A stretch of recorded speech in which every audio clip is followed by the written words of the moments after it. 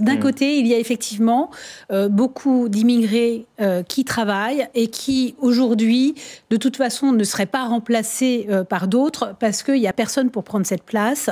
Et cela, il vaudrait mieux, pour le coup, réellement les régulariser parce que ça voudrait dire qu'ils payent des charges et qu'ils payent nos retraites. Et finalement, ça ferait beaucoup mieux fonctionner la machine aussi, plutôt que de les avoir cachés.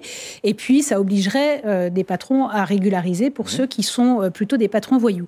Mais il est vrai que parallèlement, moi j'ai passé une nuit dans le commissariat du 18e. Quand on tourne dans le 18e arrondissement et qu'on va porte de la Chapelle, là on se dit...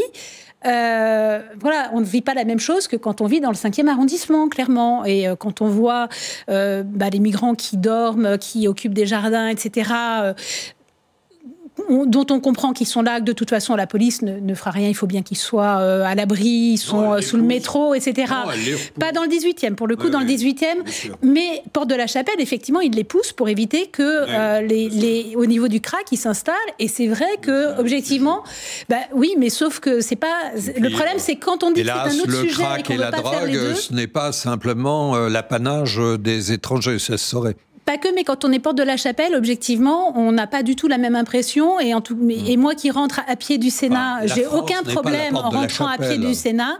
J'avoue que je rentrerai pas à pied porte de la Chapelle chez moi. Donc, et c'est parce qu'il y a justement ces deux visions-là, et il faut réussir à régler le problème des gens de la porte de la Chapelle, tout en étant conscient qu'il y a aussi des étrangers, et c'est une majorité, qui travaillent et qui, aujourd'hui, emploient des emplois que, de toute façon, personne ne prendrait.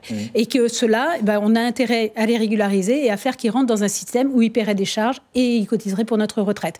Mais il ne faut pas dissocier, parce qu'après, on ne peut pas faire d'angélisme, ni effectivement dire que l'immigration, ça n'est que la porte de la Chapelle. Mais on ne peut pas la nier non plus. Les deux existent.